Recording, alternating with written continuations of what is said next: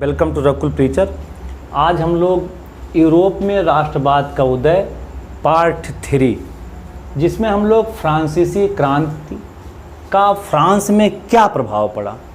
जो फ्रांसीसी क्रांति 14 जुलाई 1789 को हुई, उसका फ्रांस में क्या प्रभाव पड़ा, क्या परिवर्तन हुआ, उस विषय पर हम लोग यहाँ पर चर्चा करेंगे, इसको समझेंगे।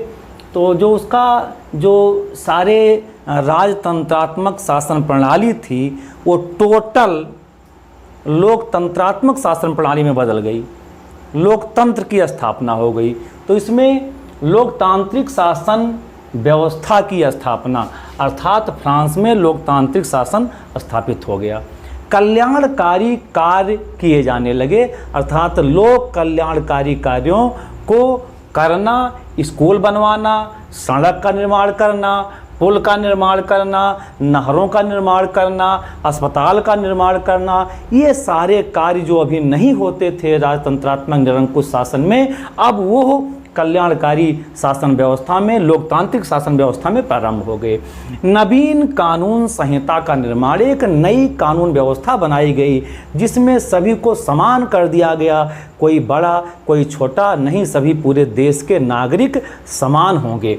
जिसमें समस्त आयात निर्यात शुल्क समाप्त कर दिए गए। छोटे छोटे कि आप जानते हैं कि जब फ्रांस में क्रांति के पहले छोटे छोटे राज्य थे और हर राज्य अपने राज्य की सीमा पर आयात और निर्यात शुल्क लगाते थे, जिससे वस्तुओं का दाम बहुत ज़्यादा हो जाता था। एक स्थान से दूसरे स्थान तक पहुंचने में तमाम शुल्क लगते थे, जिसके कारण वस्तु का दाम ज़्यादा हो जाता था, महंगाई बढ़ जाती थी। तो वो सारे शुल्क खत्म कर दिए गए। भार और नाप तौल की एक मापक इकाई बनाई गई, जो हर राज्य में अलग अलग माप की इकाइयाँ थी, सबको एक समान बना दिया गया। अब वो कम ज़्यादा या भिन्नता वाली नहीं, एक समान वाली बन गई। विशेषाधिकारों का अंत कर दिया गया, अर्थात जो शासक वर्ग थे, पादरी वर्ग थे, सामंत वर्ग थे, जो इनको अलग से विशेषाधिकार प्राप्त थे, चाहे वो टैक्स ना देना, चाहे वो टैक्स प्राप्त करना, ये सारी चीज़ें खत्म कर दी गई। संपत्ति का अधिकार वैधानिक कर दिया गया, अर्थात संपत्ति के अधिकार को सुरक्षित कर दिया गया। इस नवीन कानून संहिता में संपत्ति को वैधानिक बनाकर संपत्ति को, प्रत्येक व्यक्ति के संपत्ति को सुरक्षित कर दिया गया। स्वतंत्रता, समानता, भ्रातृत्व और न्याय आधारित समाज की स्थापना की गई। इस फ्रांसीसी क्रांति का जो मोटो था, फ्रांसीसी क्रांति का जो प्रमुख नारा था, वो स्वतंत्रता, समानता, भ्रातृत्व और न्याय। तो इसी को कानून के अंतर्गत, संविधान के अंतर्गत, वहाँ की व्यवस्था के अंतर्गत बनाकर उसको सामाजिक व्यवस्था की मूल भावना में डाल दिया गया, अर्थात स्वतंत्रता, समानता, भ्रातृत्व और न्याय आधारित व्यवस्था बनाई गई। नेशनल असेंबली का गठन कर दिया गया, अर्थात जो स्टेट जनरल्स हुआ करती थी उसी के स्थान पर फ्रांस में अब नेशनल असेंबली गठित होगी, जो लोगों के, आम नागरिकों के द्वारा चुनी गई होगी, जो फ्रांस के लिए नियम कानून का निर्माण कराएगी। फ्रांस में राष्ट्रीयता पैदा करने के लिए राष्ट्रभाषा फ्रेंच बनाई गई। क्रांतिकारी जो तिरंगा था, जो क्रांतिकारियों ने उसको लेकर क्रांति की थी, उसको राष्ट्रीय ध्वज बना दिया गया। तो इन प्रभावों, फ्रांस में इतने सारी चीज़ों का प्रभाव हुआ, जिससे क्रांति के माध्यम से फ्रांस में राष्ट्रवाद पैदा हुआ। ये सारे राष्ट्रवाद पैदा करने के, या लोगों को जो राजतंत्र था उसको समाप्त कर एक गणतंत्र या लोकतंत्र या जनतंत्र स्थापित इसके माध्यम से किया गया, अर्थात ये उसका प्रभाव रहा। हम लोगों ने फ्रांसीसी क्रांति का फ्रांस में प्रभाव देखा। अब हम लोग इस में देखेंगे फ्रांसीसी क्रांति का यूरोप में, जो यूरोप में और तमाम देश हैं, उन देशों में फ्रांसीसी क्रांति का क्या प्रभाव पड़ा। एक देश में जब क्रांतियां होती हैं तो लगातार जो उसके आसपास तमाम देश होते हैं वहाँ भी इसका प्रभाव पड़ता है, लगता है। वही ठीक यूरोप में भी हुआ। यूरोप की और तमाम देश थे, लगभग पूरे यूरोप में फ्रांसीसी क्रांति का व्यापक प्रभाव पड़ा, जिसमें राष्ट्रवाद का तीव्रतम विकास, अर्थात जो राष्ट्रवादी घटनाएं थी, राष्ट्रवाद था, छोटे छोटे जो राज्य हुआ करते थे अब वो बड़े राज्य बनने लगे और जो राजतंत्र थे वो समाप्त होने लगे, आंदोलन शुरू हो गए। तो एक प्रकार से जो राष्ट्रवाद था उसका तेज़ी से विकास होने लगा पूरे यूरोप में। राष्ट्र राज्यों की स्थापना, छोटे छोटे जो राज्य थे अब वो बड़े राज्यों में कन्वर्ट होने लगे, बड़े बड़े राज्य में कन्वर्ट होने लगे। तो अर्थात राष्ट्र राज्यों की, लोकतांत्रिक राज्यों की स्थापना होने लगी। जनता का, जनता के लिए जनता द्वारा शासन, इसको अब्राहम लिंकन ने गेट्सबर्ग में इसको भाषण के दौरान दिया था। इतना महत्वपूर्ण लोकतंत्र का ये मूल मंत्र है, इससे बड़ी परिभाषा और लोकतंत्र की, जनतंत्र की, प्रजातंत्र की नहीं हो सकती है। तो ये अब्राहम लिंकन अमेरिका के राष्ट्रपति हुआ करते थे, उन्होंने भाषण दिया था जनता का, जनता के लिए जनता द्वारा शासन। यही टोटल ये पूरे यूरोप में जनतंत्र, लोकतंत्र, समाजवाद, ये सारी चीज़ें पूरे यूरोप में फैलने लगी। अर्थात लोगों का शासन होना चाहिए, राजतंत्र समाप्त होना चाहिए। इसके साथ साथ समाजवादी विचारधारा की स्थापना होने लगी। पूरे यूरोप में जो लोगों के सामाजिक अधिकार होते हैं उन अधिकारों को मिलना चाहिए, ये विचारधारा फैले। राजनैतिक, सामाजिक, आर्थिक समानता पर बल दिया जाने लगा। सभी लोगों को सामाजिक अधिकार मिले, सभी लोगों को राजनीतिक अधिकार मिले, सभी लोगों को आर्थिक अधिकार मिले, सभी लोगों को समानता का अधिकार मिले और सामाजिक, आर्थिक, राजनीतिक इन सभी स्तरों पर सभी लोग समान हों। यह व्यवस्था इस क्रांति के बाद आई। नवीन चेतना का उदय, नवीन चेतना के आने से क्रांतियाँ डेवलप हुई, आंदोलन शुरू हो गए। जहाँ भी राजतंत्र था उसके खिलाफ आंदोलन शुरू हो गए। अर्थात इस नवीन चेतना के उदय से ये प्रभाव पड़ता है कि तुरंत मध्यम वर्ग, जो शिक्षित वर्ग होगा, तुरंत वो लीडिंग की भूमिका में आ जाएगा, वो रोल में आ जाएगा कि कैसे हम निरंकुश राजतंत्रों को ख़त्म करें। अर्थात निरंकुश राजतंत्रों का दमन किया गया। जैकोबिन क्लब की स्थापना होने लगी। तमाम यूरोप के देशों में शिक्षित और मध्यम वर्ग के लोगों द्वारा, छात्रों द्वारा, जो भी उस समय जागरूक लोग थे, उन्होंने एक क्लब बनाया, एक समूह बनाया, एक संगठन बनाया जिसके माध्यम से आंदोलन चलाया। तो ये जैकोबिन क्लब के नाम से ये जाना गया।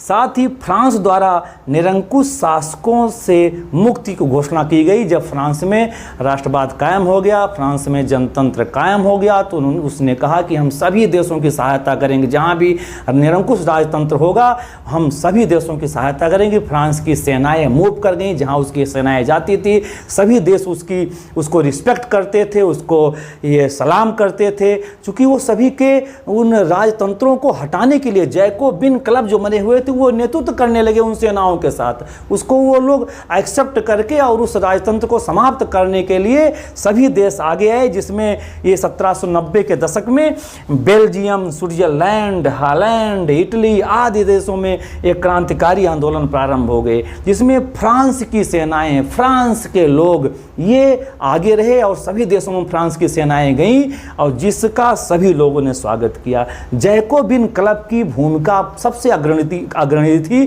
कि उस देश में निरंकुश राजतंत्र को समाप्त कर एक प्रजातांत्रिक व्यवस्था स्थापित की जाए। उसमें जैकोबिन क्लब की भूमिका सबसे महत्वपूर्ण थी।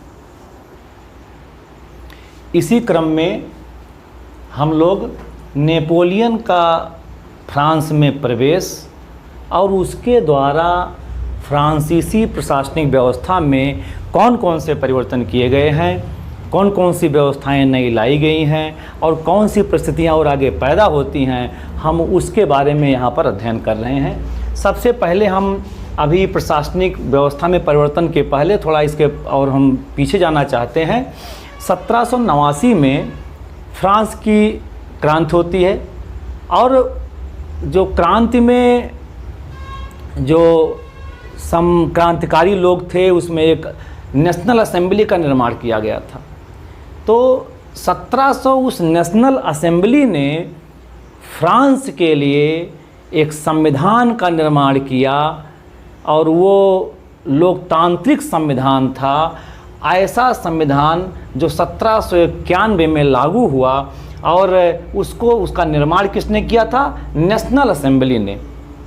नेशनल असेंबली ने अपना नामकरण 1791 में चेंज करके राष्ट्रीय संविधान सभा रख लिया, और राष्ट्रीय संविधान सभा ने भी अपना नाम 1792 में 21 सितंबर 1792 में जो राष्ट्रीय संविधान सभा थी उसने कार्यकारी बॉडी तैयार की और वह नेशनल कन्वेंशन में परिवर्तित हो गई।